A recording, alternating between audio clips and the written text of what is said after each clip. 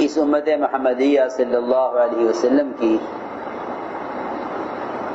جہاں بہت ساری فضیلتیں ہیں، اس میں ایک خصوصیت یہ بھی ہے کہ اس امت کی جسمانی قوت بھی کم اور اس امت کی عمریں بھی کم.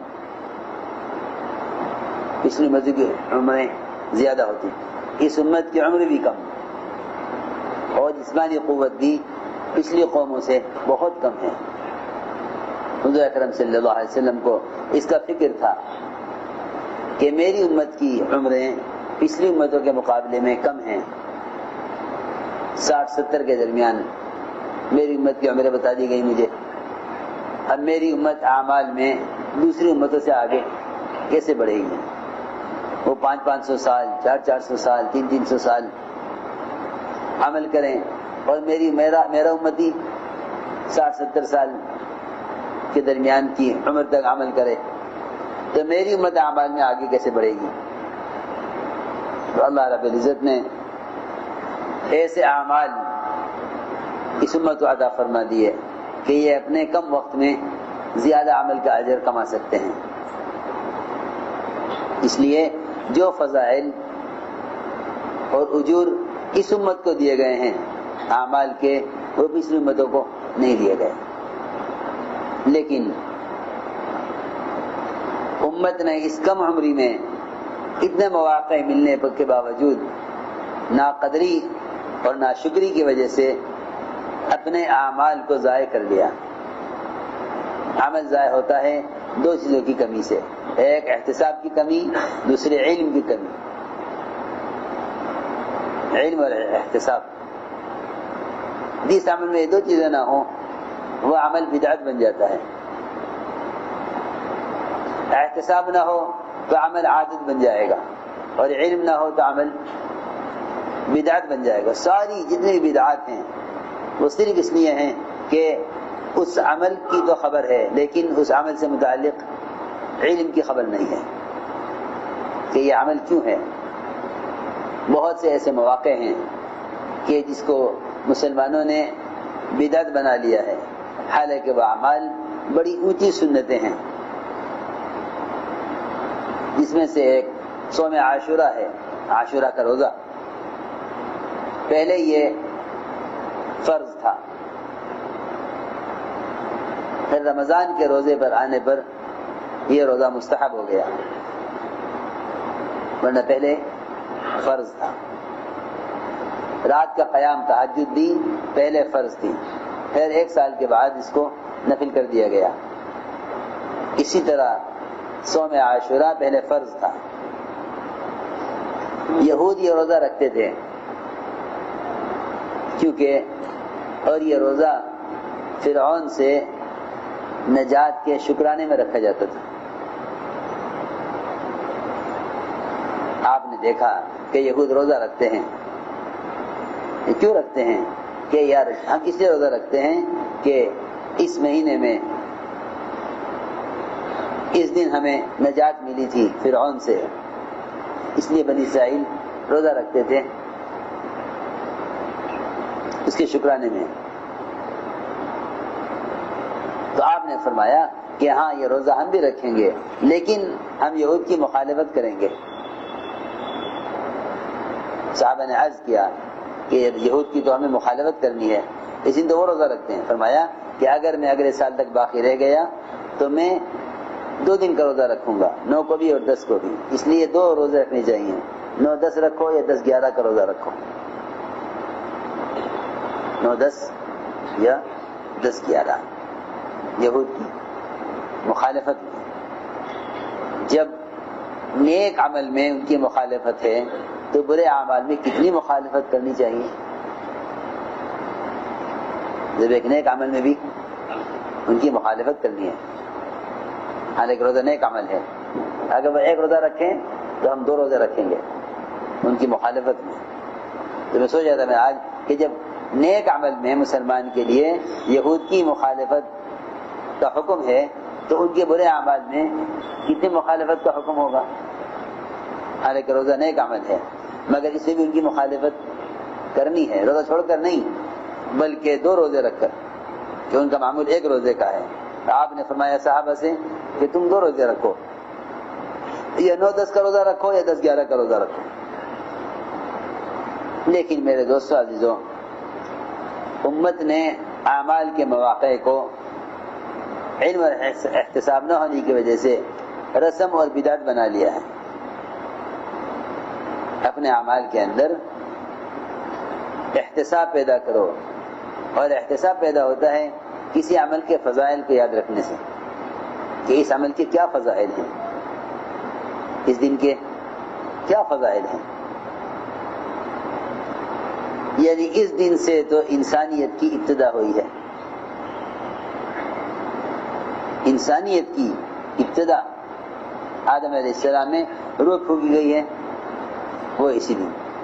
سب سے پہلا کام یہ ہوا کہ آدم علیہ السلام کے پتلے میں روح ڈالی گئی، اور ابراہیم علیہ السلام کی پیدائش بھی اسی دن ہوئی، اور موسیٰ علیہ السلام کو ان کی قوم کو نجات فرعون سے اسی دن ملی، اور یوسف علیہ السلام جیل سے اسی دن نکالے گئے، اور ادریس علیہ السلام کو ورفعناہ مکان علیہ، رفعناہ مکان علیہ یعنی ادریس علیہ السلام کو اونچے مقام پر پہنچایا، یعنی جنت میں.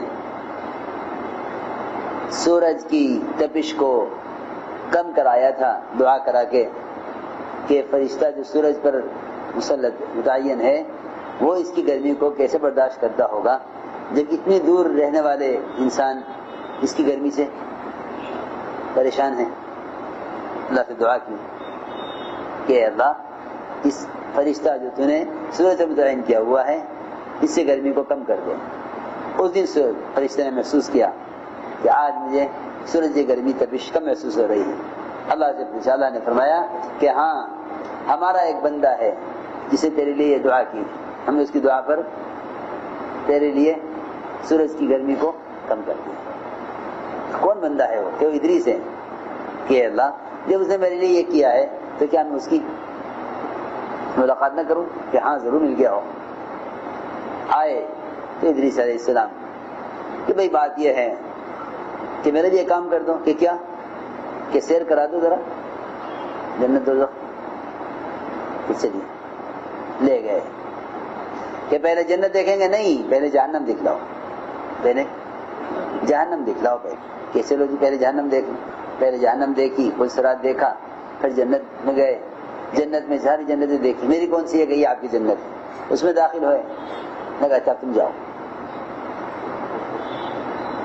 اب تم جاؤ، چھٹی تمہاری، تم تو یہاں رہیں گے. کہ نہیں، یہاں آپ کیسے رہیں گے؟ یہ کیسے نہیں رہیں گے؟ اللہ نے فرمایا ہے جو جنت میں داخل ہو جائے گا وہاں سے کبھی نکالا نہیں جائے گا.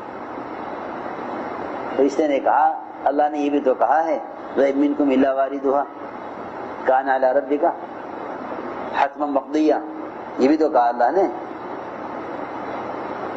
تو ادریس صاحب نے کہا اسی لیے تو پہلے جہنم ہو کر آیا ہوں، وہاں سے اس لیے گزر کے آیا ہوں. ہم تم یہاں سے جائیں گے نہیں. اللہ نے فرمایا چھوڑ دو میرے بندے کو.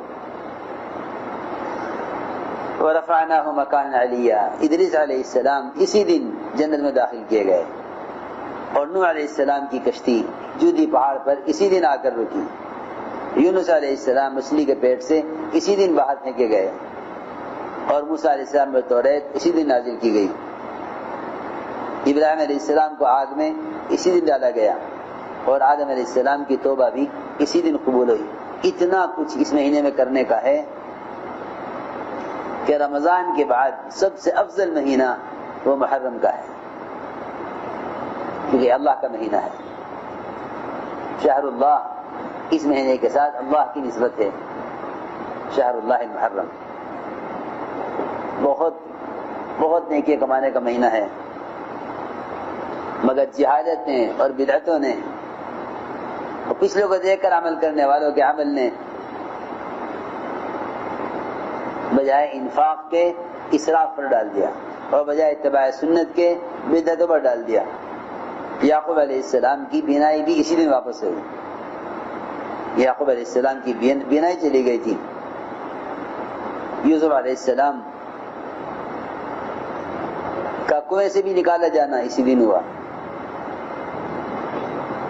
اور ایوب علیہ السلام کو شفا بھی اسی دن ہوئی، داؤد علیہ السلام کی توبہ بھی اسی دن قبول ہوئی، اور سلیمان علیہ السلام کو سلطنت دی کیا جو کچھ لینا ہے مہینے میں لے لو، جو کچھ لینا ہے اس مہینے میں لے لو، اس دن لے لو۔ قیامت کے دن کا قائم ہونا بھی یہی اسی مہینے میں ہے، قیامت اسی مہینے میں قائم ہوگی۔ حضرت عمر کی شہادت بھی اسی مہینے میں ہوئی ہے، اسی دن ہوئی ہے۔ بہرحال بہت سی چیزیں ہیں جو اس مہینے میں خاص طور پر پیش آئی ہیں، تو اہتمام کریں ساتھی روزہ رکھنے کا۔ ہاں لیکن اللہ کے راستے کی نقل و حرکت میں کمی نہ آنے دیں۔ صحابہ کرام اللہ کے راستے کی نقل و حرکت میں تاخیر نہیں کرتے تھے، اگرچہ ان کو خروج کی وجہ سے رمضان کے روزے بھی چھوڑنے پڑے جو فرض ہیں۔ ایسا نہ کرے کوئی کہ چلو جماعت میں نہ جا کے روزہ رکھ کے یہاں قیام کر لوں، ایسا نہ کریں۔ اگر ہمت ہو تو روزے کو اور خروج کو جمع کر لیں، ہمت نہ ہو تو خروج کو مقدم رکھیں، روزہ کھول لیں۔ فرماتے ہیں ابو قتادہ رضی اللہ تعالی عنہ تو حضور اکرم صلی اللہ علیہ وسلم سے پوچھا گیا عاشورہ کے دن کے روزے کے بارے میں، فرمایا 1 سال کے گناہ معاف کرا دیتا ہے روزہ،